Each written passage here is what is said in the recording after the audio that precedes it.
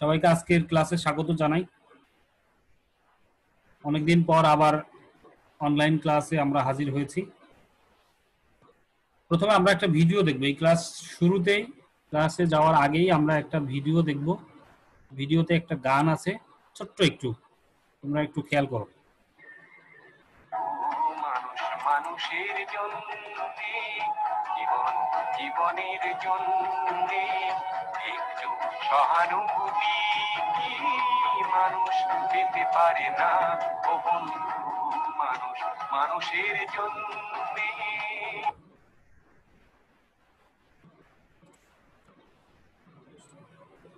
সবাই কি বুঝতে পেরেছো, দেখতে পেরেছো, শুনেছো? স্যার ভিডিও দেখা যায়নি স্যার, অডিও শুনেছো তাই না? আচ্ছা, এটা একটা বিখ্যাত গান, মানুষ মানুষের জন্য, তাই না? অর্থাৎ এই গানের মূল কথা হচ্ছে পৃথিবীতে যত মানুষ আছে সব মানুষই একজন আরেকজনের জন্য, তাই না? ছবিতে দেখতে পাচ্ছ বিভিন্ন ধরনের মানুষ। মানুষের চেহারাগুলো সবার চেহারা মানুষের মতো হলেও পোশাকের ক্ষেত্রে ভিন্নতা রয়েছে, বুঝতে পেরেছ? তো যার জন্য পৃথিবীতে বিভিন্ন বিভাজনের তৈরি হয়েছে। এই পোশাক, তারপর বাহ্যিক যে আবরণ, বাহ্যিক যে বিষয়, সেই বিষয়ের উপর নির্ভর করে সারা পৃথিবীতে মানুষ বিভিন্নভাবে বিভাজিত হয়েছে। ধর্মের দিক দিয়ে, বর্ণের দিক দিয়ে, দেশের দিক দিয়ে, জাতিগত দিক দিয়ে বিভিন্নভাবে মানুষ কি করেছে, মানুষের মধ্যে বিভাজন তৈরি হয়েছে। কিন্তু এই সব বিভাজন ভেদ করে একটা জায়গায় আবার সবাই সমান, সেটি হচ্ছে সবাই মানুষ। সুতরাং আজকে আমাদের আলোচ্য বিষয় হচ্ছে মানুষ কবিতা। যে কবিতাটি রচনা করেছেন আমাদের প্রিয় কবি, আমাদের জাতীয় কবি, আমাদের বিদ্রোহী কবি কাজী নজরুল ইসলাম। ঠিক আছে? তো এই কবিতার মাধ্যমে কাজী নজরুল ইসলাম তার যে মানুষের প্রতি তার যে মনোভাব, অর্থাৎ মানুষ সৃষ্টির শ্রেষ্ঠ জীব, কিন্তু এই সৃষ্টির শ্রেষ্ঠ জীব হয়েও অনেক ক্ষেত্রে মানুষ তার সেই শ্রেষ্ঠত্বের পরিচয় বহন করে না। তো কাজী নজরুল ইসলাম সেই ব্যাপারগুলো উপলব্ধি করে মানুষের এই যে বৈষম্য, মানুষের মধ্যে মানুষ এই যে এই অসঙ্গতি, সেই ব্যাপারগুলো তিনি এই মানুষ কবিতার মাধ্যমে ফুটিয়ে তুলেছেন। পাশাপাশি তিনি মানুষের শ্রেষ্ঠত্ব বর্ণনা করে সারা পৃথিবীতে একটি সাম্যবাদী মানব সভ্যতার আহ্বান জানিয়েছেন। ঠিক আছে? প্রথমে আমরা কবি কাজী নজরুল ইসলাম সম্পর্কে কয়েকটি তথ্য জানব। আমরা সবাই জানি যে কাজী নজরুল ইসলাম 1899 খ্রিস্টাব্দের 24 মে পশ্চিমবঙ্গের বর্ধমান জেলার চুরুলিয়া গ্রামে জন্মগ্রহণ করেন। তার পড়াশোনা খুব বেশি হয়নি, দশম শ্রেণী পর্যন্ত পড়াশোনা করে 1917 সালে বাঙালি পল্টনে যোগ দেন।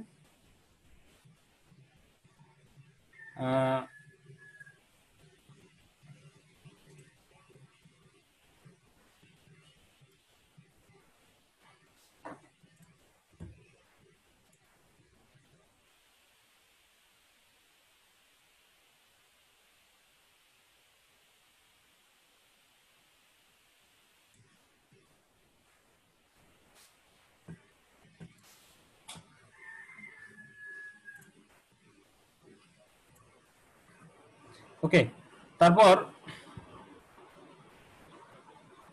তিনি বাংলাদেশের জাতীয় কবি ও বিদ্রোহী কবি। তার বিভিন্ন ধরনের রচনা রয়েছে। বাংলা সাহিত্যের প্রায় সকল বিষয়ে তিনি কোনো না কোনো কিছু রচনা করেছেন। তারপর দেখো, মাত্র 43 বছর বয়সে একটি দুরারোগ্য রোগে আক্রান্ত হয়ে কবি অসুস্থ হয়ে যান। এরপর 1976 খ্রিস্টাব্দের 29 আগস্ট কবি মৃত্যুবরণ করেন। কাজী নজরুল ইসলামের উল্লেখযোগ্য গ্রন্থ,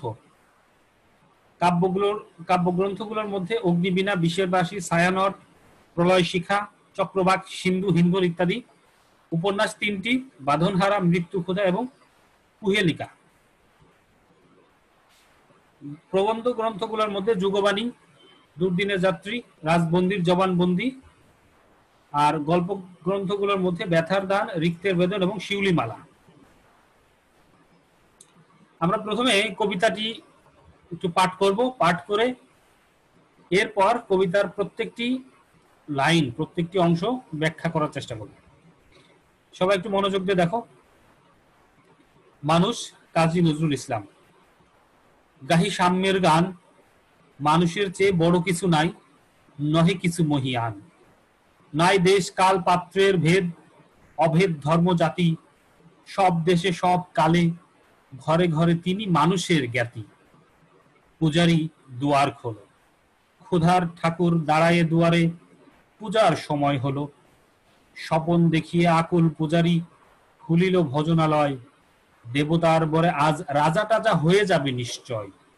জীর্ণ বস্ত্র, শীর্ণ গাত্র, ক্ষুধায় কণ্ঠ ক্ষীণ, ডাকিল পান্থ, দ্বার খোলো বাবা, খাইনি তো 7 দিন।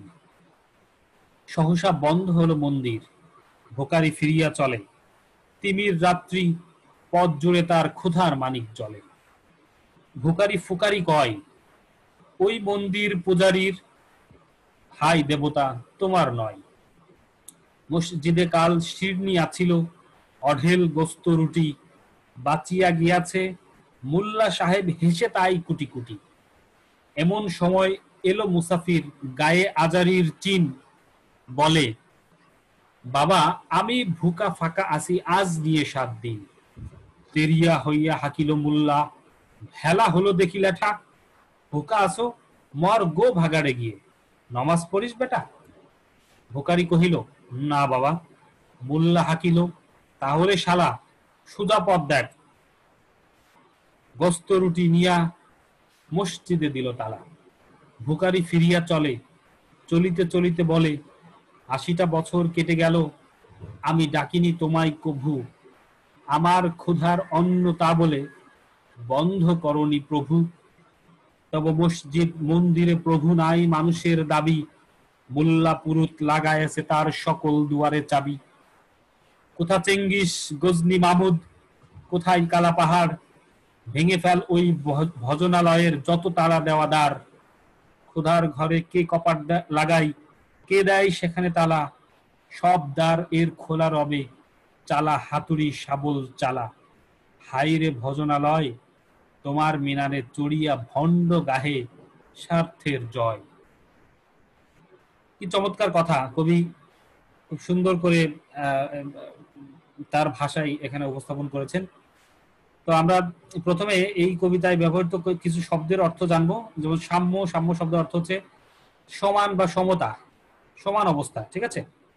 বর, বর শব্দ অর্থ হচ্ছে আশীর্বাদ। দোয়া, দোয়া বা আশীর্বাদ। পান্থ, পান্থ শব্দ অর্থ হচ্ছে পথিক, যিনি পথে চলেন তিনি হচ্ছেন পান্থ, পথিক। ভুকারি শব্দ অর্থ হচ্ছে ক্ষুধার্ত। আজারি, আজারি শব্দ অর্থ হচ্ছে রুগ্ন বা ব্যথিত, অসুস্থ। গো ভাগার, এই শব্দটা খেয়াল করো, গো ভাগার। গো ভাগার শব্দ অর্থ হচ্ছে মৃত গরু ফেলার নির্দিষ্ট স্থান, অর্থাৎ আবর্জনা, ময়লার স্তূপকে ভাগার বলে। আর গো ভাগার মানে হচ্ছে যেখানে মৃত গরুকে ফেলে দেওয়া হয়, যেখানে মৃত গরু ফেলা হয় সেটা হচ্ছে গো ভাগার। আমরা এখন পাঠ বিশ্লেষণে যাব, কবিতার বিশ্লেষণে যাব। কবিতার বিশ্লেষণে যাওয়ার আগে একটি বিষয় খেয়াল করো, দেখো মানুষ এবং জীবজন্তু, মানুষ এবং পৃথিবীর অন্যান্য যত জীবজন্তু বা প্রাণী রয়েছে তাদের মধ্যে, তাদের সাথে মানুষের একটি পার্থক্য রয়েছে। পার্থক্যটা কি?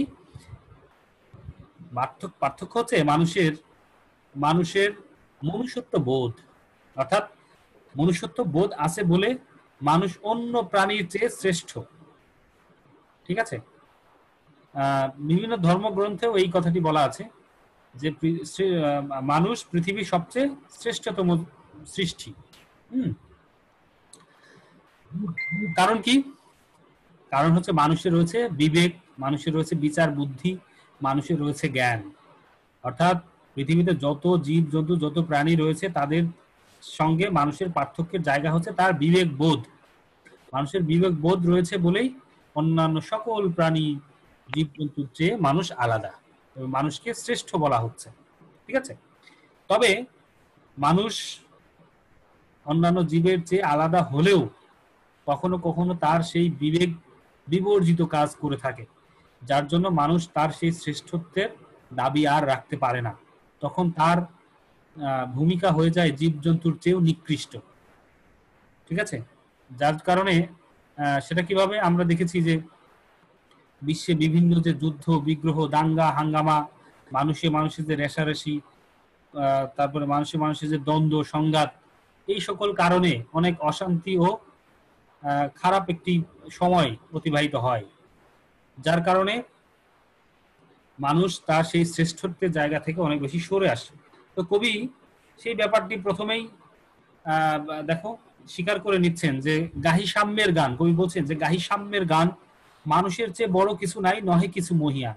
আমরা যে কথায় কথায় বলি যে আমরা ভালো, আমরা শ্রেষ্ঠ, আমরা মানুষ, অন্যান্য প্রাণীর চেয়ে আমরা ভালো, সেই ভালোত্ব সেই শ্রেষ্ঠত্বের কথা কবি কাজী নজরুল ইসলাম স্বীকার করে নিচ্ছেন। সেটি কেমন দেখো, তিনি প্রথমেই সাম্যের গান গাচ্ছেন। গাহি সাম্যের গান, কবি সাম্যের গান গান, কবি সাম্যের কবি, সাম্যবাদের কবি। তিনি মানুষের সাথে মানুষের যে সাম্য, যে সমান অবস্থা, সেই সাম্যের আহ্বান তিনি জানান এবং তিনি স্বীকার করেন যে মানুষের চেয়ে বড় কিছু নাই নহে কিছু মহিয়ান। অর্থাৎ পৃথিবীতে যত সৃষ্টি আছে, যত জীব আছে, যত প্রাণী আছে, সব কিছুর চেয়ে মানুষ বড়, মানুষ শ্রেষ্ঠ, মানুষের চেয়ে মহিয়ান, মানুষের চেয়ে মূল্যবান, মানুষের চেয়ে এরকম শ্রেষ্ঠ আর অন্য কোনো কিছুই নেই। সে কথা কবি স্বীকার করে নিচ্ছেন। তো এই কবিতার তিনটি অংশ, একটি হচ্ছে যে কবির সাম্যবাদী মনোভাব, তিনি সমগ্র মানব জাতিকে তার সাম্যবাদের আহ্বান জানিয়েছেন। ঠিক আছে, পাশাপাশি মানুষের সঙ্গে মানুষের যে বিভাজন, মানুষের সঙ্গে মানুষের যে বৈপরীত্য, সেই ব্যাপারগুলো তিনি দুটি ধর্মের দুটি ঘটনা দিয়ে উপস্থাপন করেছেন। প্রথমটি দেখো, সেটা আমরা আস্তে আস্তে আসবো। তো কবি বলছেন যে ধর্ম ও জাত ভিন্ন হলেও মানুষ হিসেবে প্রত্যেকের স্বজন। অর্থাৎ পৃথিবীতে নানান কারণে মানুষ, আমি প্রথমে বলেছি, নানান কারণে মানুষের মধ্যে মানুষের বিভাজন হয়েছে, মানুষের মধ্যে মানুষের বৈষম্য তৈরি হয়েছে। সেগুলো কি? এটা হচ্ছে যে ধর্ম, জাতি, দেশ, কাল, পাত্র, বর্ণ, বিভিন্ন কারণে মানুষের মধ্যে মানুষের পার্থক্য রয়েছে। তবে ধর্ম ও জাত আলাদা আলাদা হলেও, মানুষের পরিচয় ভিন্ন ভিন্ন হলেও একটি জায়গাতে সবাই সমান। সেই জায়গাটা হচ্ছে সব মানুষ একজন আরেকজনের স্বজন, একজন আরেকজনের আত্মীয়, একজন আরেকজনের নিকটজন। অর্থাৎ পৃথিবীতে যত দেশ আছে, যত জাতি আছে, সবকিছু ছাপিয়ে সবচেয়ে বড় পরিচয় হচ্ছে সকলে মানুষ। ঠিক আছে, তাই তো কবি বলছেন, নাই দেশ কাল পাত্রের ভেদ, অভেদ ধর্ম জাতি, সব দেশে সব কালে, ঘরে ঘরে তিনি মানুষের জ্ঞাতি। এই জন্য কবি বলছেন যে যত দেশ আছে, যত সময় আছে, যত পাত্র আছে, যাই আছে না কেন, আসলে কোনোই ভেদাভেদ নেই। অভেদ ধর্ম জাতি, এখানে কোনো ভেদাভেদ নেই, একেবারে অভিন্ন একটি ধর্ম হচ্ছে মানব ধর্ম, অভিন্ন অভেদ একটি জাতি হচ্ছে মানুষ। অর্থাৎ কবি বলছেন পৃথিবীর মানুষের সৃষ্টি যত ধরনের বৈষম্য আছে না কেন, যত ধরনের বিভাজন আছে না কেন, যত ধরনের পার্থক্য বা যত ধরনের পরিচয় আছে না কেন, সেগুলো ছাপিয়ে সকল মানুষের একটি অভিন্ন পরিচয় রয়েছে। সেই পরিচয় হচ্ছে মানুষ জাতি। এই জন্য কবি বলছেন যে অভেদ ধর্ম জাতি। অভেদ ধর্ম জাতি মানে হচ্ছে অভিন্ন মানব ধর্ম বা মানব জাতি। সব দেশে সব কালে ঘরে ঘরে তিনি মানুষের জ্ঞাতি। এ কারণেই কবি সৃষ্টিকর্তাকে ইঙ্গিত করছেন এখানে, যে সৃষ্টিকর্তা তিনি মানুষের জ্ঞাতি। অর্থাৎ পৃথিবীতে যত মানুষ আছে, যত দেশ আছে, সব মানুষের, সব দেশের সকল মানুষের মধ্যে সৃষ্টিকর্তার উপস্থিতি রয়েছে, কারণ তিনি মানুষের জ্ঞাতি, তিনি সকল মানুষের জ্ঞাতি। জ্ঞাতি শব্দ অর্থ হচ্ছে আত্মীয়, স্বজন, নিকটজন। অর্থাৎ সৃষ্টিকর্তা পৃথিবীর সকল মানুষেরই স্বজন, সৃষ্টিকর্তা সকল মানুষের মধ্যেই উপস্থিত রয়েছেন, সকল মানুষের মধ্যে সৃষ্টিকর্তার উপস্থিতি রয়েছে। সৃষ্টিকর্তার কাছে আসলে মানুষের কোনো দেশ কাল পাত্র নেই, তার কাছে সকল মানুষ সমান। এই জন্য কবি বলছেন সে সব দেশে সব কালে ঘরে ঘরে তিনি মানুষের জ্ঞাত। এখন আসো আমি যেটি বলছিলাম যে কবি দুটি বিষয় নিয়ে এসছেন, দুটি ধর্মের দুটি বিষয়, সেটা আমরা দেখবো এখন কিভাবে। পূজারি দুয়ার খোলো, ক্ষুধার ঠাকুর দাঁড়ায় দুয়ারে, পূজার সময় হলো। স্বপন দেখিয়া আকুল পূজারি খুলিল ভোজনালয়, দেবতার বরে আজ রাজা টাজা হয়ে যাবে নিশ্চয়। এখন একটা মন্দিরের পূজারি অর্থাৎ একটা মন্দিরের রক্ষণাবেক্ষণের দায়িত্বে থাকা একজন ব্যক্তি, একজন সাধু, একজন কি বলবো পূজারি, পুরোহিত, তিনি একটা মন্দির দেখাশোনা করেন। তো তিনি টের পেলেন যে তার মন্দিরের দরজাতে কে একজন দাঁড়িয়ে আছে, এবং তিনি মনে করেছেন যে সেখানে একজন দেবতা দাঁড়িয়ে আছে, ক্ষুধার ঠাকুর। অর্থাৎ তিনি ভেবেছিলেন যে কেউ একজন দেবতার মতো কিছু কেউ একজন দাঁড়িয়ে আছে, এবং সেখানে তার পূজা করলে তিনি অনেক লাভবান হবেন।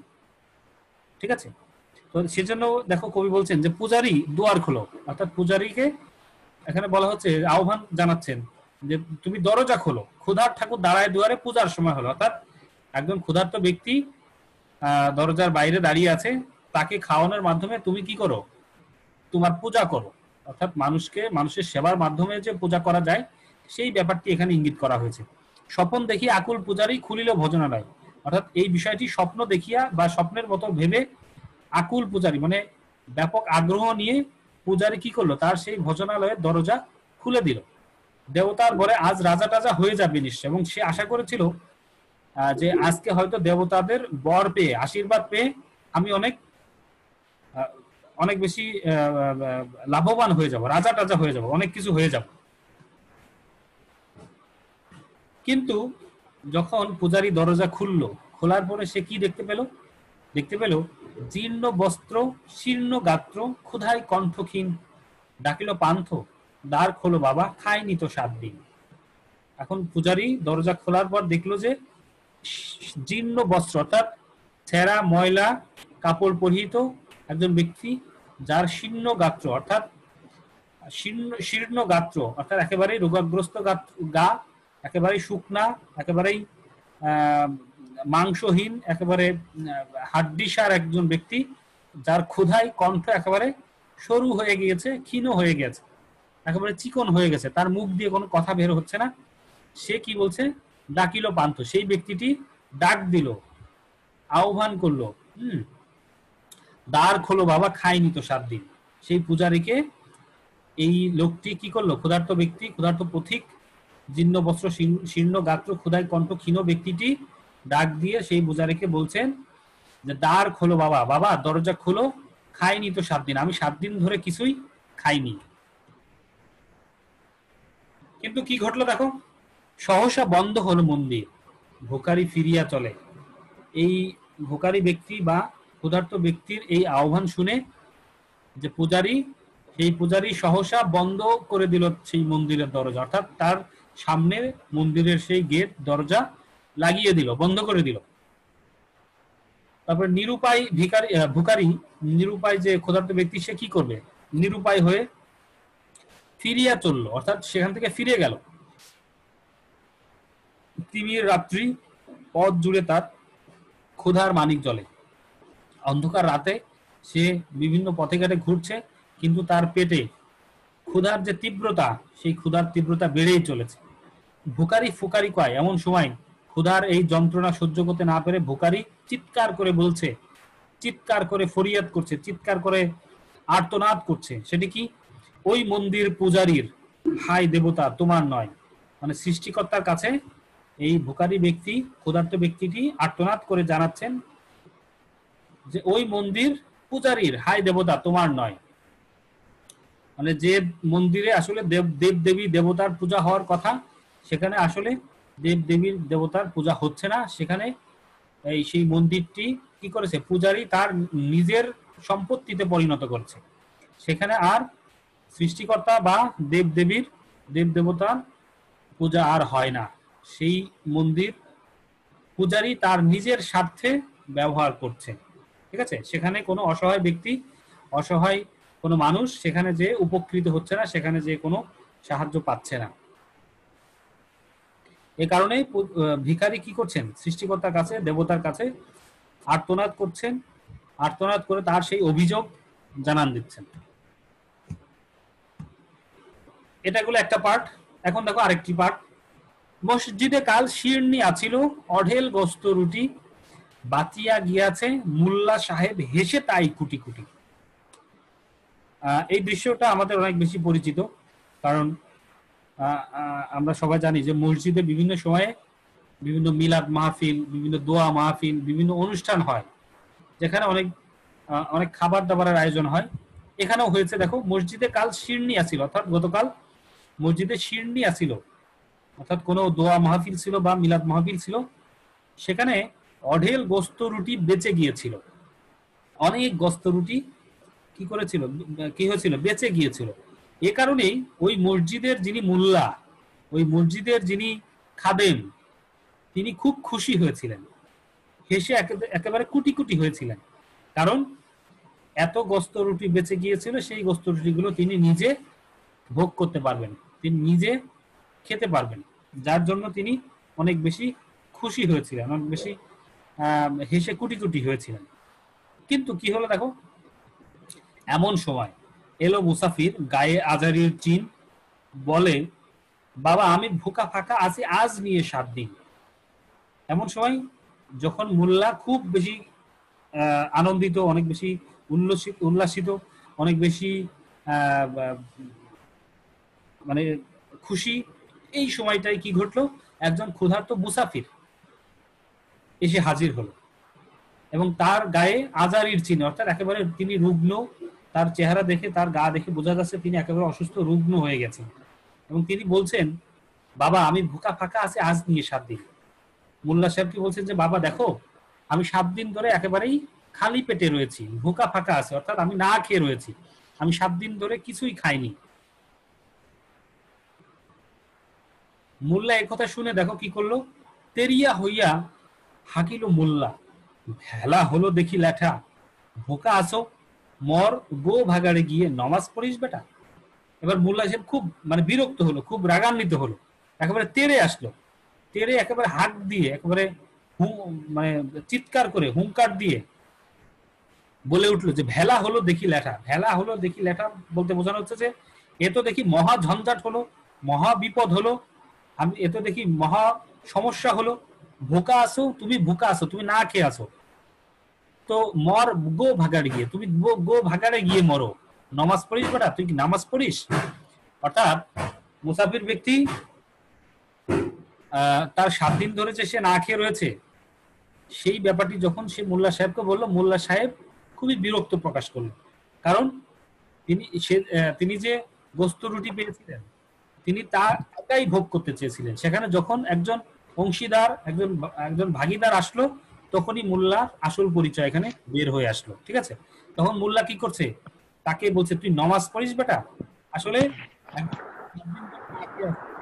নামাজ পড়ার সম্পর্ক কতটুকু, সেই ব্যাপারটি এখানে কবি ইঙ্গিত করেছেন, সেই ব্যাপারটি এখানে দেখাতে চেয়েছেন। তো দেখো, বলছে যে তুই ভুকা আছিস, তুই না খেয়ে আসিস, তো আমি কি করবো, তুই গো ভাগাড়ে গিয়ে মর, তুই নর্দমায় গিয়ে মর, তুই জাহান্নামে যা, তুই ধ্বংস হওয়া, তাতে আমার কি, তুই তো নামাজ পড়িস না। বুখারী কহিল, না বাবা। বুখারী বললো, না বাবা আমি নামাজ পড়ি না। মোল্লা হাকিল, তাহলে শালা সোজা পথ দেয়, গোস্ত রুটি নিয়ে মসজিদে দিল তারা। এরপর মোল্লা সাহেব আরো বেশি রাগান্বিত হয়ে গেল, তা বলছে, তুই তাহলে সোজা পথ দেখ, এখানে তোর কোনো জায়গা নেই, এখানে তুই কোনো খাবার পাবি না। এই কথা বলে মসজিদে এসে মোল্লা সব গোস্ত রুটি নিয়ে মসজিদের দরজাতে একেবারে তালা দিয়ে দিল। ঠিক আছে, বুখারী ফিরিয়া চলে, চলিতে চলিতে বলে, 80টা বছর কেটে গেল, আমি ডাকিনি তোমায় কভু, আমার ক্ষুধার অন্ন তা বলে বন্ধ করনি প্রভু। ভিখারী একেবারে ব্যর্থ হয়ে, ভিখারী একেবারে মন খারাপ করে, মনক্ষুণ্ণ হয়ে ফিরে গেল এবং ফিরে তার অজানা গন্তব্যে সে চলতে লাগলো এবং চলতে চলতে সৃষ্টিকর্তার কাছে সে ফরিয়াদ জানাচ্ছে, আর্তনাদ জানাচ্ছে। সেটা কি? যে ৮০টা বছর কেটে গেল, যে আমার বয়স ৮০ বছর পার হয়ে গেছে, আমি ডাকিনি তোমায় কভু, অর্থাৎ প্রভু, হে সৃষ্টিকর্তা, আমি তোমাকে আমার এই ৮০ বছরের জীবনে কখনো ডাকিনি, তোমার প্রার্থনা করিনি, তোমাকে স্মরণ করিনি। কিন্তু তা বলে আমার ক্ষুধার অন্ন তা বলে বন্ধ করনি প্রভু, কিন্তু তারপরেও তুমি আমার অন্ন, আমার খাবার, আমার ক্ষুধা তুমি বন্ধ রাখনি, মানে আমার খাবার তুমি বন্ধ রাখনি, আমার অন্নের ব্যবস্থা তুমি করেছো। এ কারণে দেখো, পৃথিবীতে যত প্রাণী রয়েছে, যত মানুষ রয়েছে, যত খারাপ ব্যক্তি আছে না কেন, সকল প্রাণী এবং সকল মানুষের খাবারের বন্দোবস্ত বা অন্নের বন্দোবস্ত সৃষ্টিকর্তা কিন্তু ঠিকই করছেন। বুঝতে পেরেছো? সৃষ্টিকর্তার দয়ায় সকল মানুষ অন্ন খেয়ে বেঁচে আছে। তো সেই কথাটি এখানে এই ভিখারী ব্যক্তিটি স্মরণ করছেন যে, হে সৃষ্টিকর্তা, আমি তোমার অন্ন থেকে কখনোই বঞ্চিত হয়নি, যদিও আমি তোমাকে কখনোই স্মরণ করিনি, আমি তোমাকে ডাকিনি। কিন্তু দেখো, তোমার কাজে নিয়োজিত, তোমার ঘরে নিয়োজিত একজন ব্যক্তি, মোল্লা, তার কাছে এত মাংস, এত গোস্ত রুটি থাকার পরেও, এত খাবার থাকার পরেও সে আমাকে দূর দূর করে তাড়িয়ে দিয়েছে। এই যে বৈষম্য, এই যে পার্থক্য, এই পার্থক্যটাই কবির চোখে ধরা পড়েছে এবং কবি এই বিষয়গুলোকেই তিনি প্রতিবাদ জানিয়েছেন, এই বিষয়গুলোকে তিনি মানে দূর করতে চেয়েছেন। সেই দূর করার যে আহ্বান, সেটি হচ্ছে মানুষ কবিতার মূল বক্তব্য। তবে মসজিদ মন্দিরে প্রভু নাই মানুষের দাবি, মোল্লা পুরুত লাগাই আছে তার সকল দুয়ারে চাবি। তো কবি বলছেন যে তব মসজিদ মন্দির, অর্থাৎ সৃষ্টিকর্তাকে বলছে, হে সৃষ্টিকর্তা, তোমার মসজিদ, তোমার মন্দির, সেখানে আসলে তোমার অস্তিত্ব নেই। এটা মানুষের, এখন মানুষের বিশ্বাস এরকম, মানুষের দাবিটা এরকম হয়ে গেছে যে আসলে মসজিদ মন্দিরে প্রভু বলে কিছু নেই, সৃষ্টিকর্তা বলে কিছু নেই। সেখানে মোল্লা পুরুত লাগায় আছে তার সকল দুয়ারে চাবি। সেখানে যারা মোল্লা রয়েছে, যারা পুরুত রয়েছে, যারা সেই সকল প্রতিষ্ঠানের দায় দায়িত্বে রয়েছে, রক্ষণাবেক্ষণের দায়িত্বে রয়েছে, তারা কি করেছে? সেখানে আসলে প্রকৃত যে উপাসনা, প্রকৃত যে ধর্মচর্চা, সেই ধর্মচর্চার দুয়ারে তালা লাগিয়ে দিয়েছে, তালাবদ্ধ করে রেখেছে। ঠিক আছে? অর্থাৎ মোল্লা পুরুত যারা রয়েছে, তারা তাদের নিজের স্বার্থ হাসিল করার জন্য, নিজের স্বার্থ চরিতার্থ করার জন্য তারা সেখানে নিযুক্ত রয়েছে। এরপর কবি দেখো আহ্বান জানাচ্ছেন, কি আহ্বান জানাচ্ছেন? যে কোথা চেঙ্গিস গজনি মামুদ, কোথায় কালা পাহাড়, ভেঙে ফেল ওই ভজনালয়ের যত তালা দেওয়া দ্বার। এরপর কবি ইতিহাসের তিনজন বিখ্যাত ব্যক্তি, তিনজন বিখ্যাত যোদ্ধা, যারা তাদের শক্তিমত্তার পরিচয় দিয়েছিল বিভিন্ন ক্ষেত্রে তাদের সময়ে, সেই চেঙ্গিস খান, সেই গজনি মামুদ, সেই কালা পাহাড়, তাদের শক্তির প্রার্থনা জানিয়েছেন, যে তাদের কাছ থেকে শক্তি কামনা করছেন, যে সেই শক্তিশালী লোকদের আবার প্রয়োজন এই সমাজে। কারণ যত ধরনের এই প্রতিবন্ধকতা আছে, প্রতিকূলতা আছে, অর্থাৎ বিভিন্ন মসজিদ মন্দিরের যে ভজনালয়গুলোতে যে তালা দেওয়া রয়েছে, চাবি দেওয়া রয়েছে, সেই সব তালা ভেঙে ফেলা দরকার। এবং সেই সব তালা, ভজনালয়ের তালা ভাঙতে হলে আবার সমাজে চেঙ্গিস খান, গজনি মামুদ, কালা পাহাড়ের মতো মানুষ প্রয়োজন। খোদার ঘরে কে কপাট লাগায়, কে দেয় সেখানে তালা, সব দ্বারের খোলা রবে, চালা হাতুড়ি শাবল চালা। হাইরে ভজনালয়, তোমার মিনারে চড়িয়া ভণ্ড গাহে স্বার্থের জয়। এরপর কবি বলছেন, একেবারে কঠিন স্বরে বলছেন, যে খোদার ঘরে কে কপাট লাগায়, মানে খোদা, এটা খোদার ঘর, এটা সৃষ্টিকর্তার ঘর, সৃষ্টিকর্তার উপাসনা এখানে হয়, সেখানে তালা দেয়, সেখানে তালা লাগায়, এত বড় সাহস কার, এত বড় ক্ষমতা কার? সৃষ্টিকর্তার ঘরের সব দরজা, সব জানালা, সব বন্ধন খোলা থাকবে, এবং যদি সেখানে কোনো তালা দেয়া থাকে, সেখানে সেই দ্বার যদি বন্ধ থাকে, তাহলে সেই দ্বার, সেই তালা হাতুড়ি শাবল চালিয়ে ভেঙে ফেলতে হবে। এবার কবি আক্ষেপ করে বলছেন, হাইরে ভজনালয়, তোমার মিনারে চড়িয়া ভণ্ড গাহে স্বার্থের জয়। অর্থাৎ যে ভজনালয়ে আসলে সৃষ্টিকর্তার ভজন হওয়ার কথা, সৃষ্টিকর্তার প্রার্থনা হওয়ার কথা, সেখানে তার বিপরীতে হচ্ছে যে ভণ্ড, যে স্বার্থপর এক শ্রেণীর মানুষের, মানে কি বলবো, যে নিজেদের স্বার্থের জয়গান তারা গাচ্ছে, অর্থাৎ নিজেদের স্বার্থ হাসিল করার জন্য, নিজেদের স্বার্থের জন্য, নিজেদের পকেট ভারী করার জন্য, নিজেদের নিজেদের স্বার্থ জয়ের জন্য তারা সেখানে আসলে এভাবে ধর্মের লেবাস ধরে আছে। অর্থাৎ কবি খুব আক্ষেপ করে এখানে এই কথাটি বলছেন যে তোমার মিনারে চড়িয়া ভণ্ড, ভণ্ড কি করছে, এই ধর্মের মিনারে চড়ে তাদের স্বার্থ জয় করছে।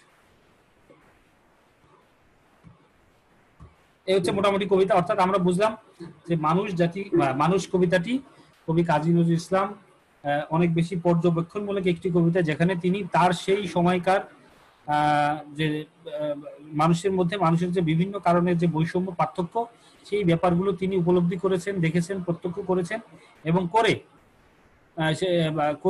তার বাস্তবতায় এই কবিতাটি রচনা করেছেন। অর্থাৎ তিনি এমন একটি সময় এই কবিতাটি রচনা করেছেন যে সময়ে ব্রিটিশ শাসিত সমাজে, ব্রিটিশ শাসিত ভারতবর্ষে হিন্দু মুসলমান, বিশেষ করে হিন্দু মুসলিম এই দুই জাতির মধ্যে অনেক বেশি দাঙ্গা হাঙ্গামা, যুদ্ধ সংঘাত লেগেই থাকতো এবং তারা ধর্মের দোহাই দিয়ে নানান ধরনের অপকর্মে লিপ্ত হতো, মানে সংঘর্ষে লিপ্ত হতো। এবং ধর্মকে পুঁজি করে এক শ্রেণীর মানুষ তারা তাদের নিজেদের স্বার্থ হাসিল করত।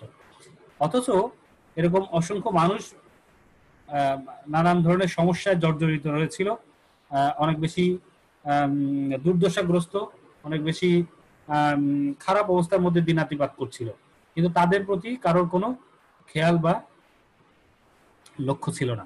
কবি সেই সব বিষয়গুলো স্পষ্ট করে প্রকৃতপক্ষে মানুষের মধ্যে মানুষের যত ধরনের ব্যবধান, বৈষম্য, বিভাজন রয়েছে, সেই সব ব্যবধান, বৈষম্য, বিভাজন ধ্বংস করে একেবারে শেষ করে মানুষ হিসেবে সমগ্র পৃথিবীতে একটা সহাবস্থান, অর্থাৎ মানুষের সাথে মানুষের যে আত্মিক যে সম্পর্ক, সেই সম্পর্কের বিষয়টি এখানে তিনি প্রতিষ্ঠা করতে চেয়েছেন। তোমাদের বাড়ির কাজ থাকবে এই দুইটা, মানুষের চেয়ে বড় কিছু নাই, নহে কিছু মহিয়ান, এটা ব্যাখ্যা করবে। ওই মন্দির পূজারীর হাই দেবতা তোমার নয় বলতে কি বোঝানো হয়েছে এটাও ব্যাখ্যা করবে। ঠিক আছে, সবাইকে আন্তরিক ধন্যবাদ জানিয়ে আজকের ক্লাস শেষ করছি। কারো কোনো প্রশ্ন থাকলে, কথা থাকলে জিজ্ঞাসা করো।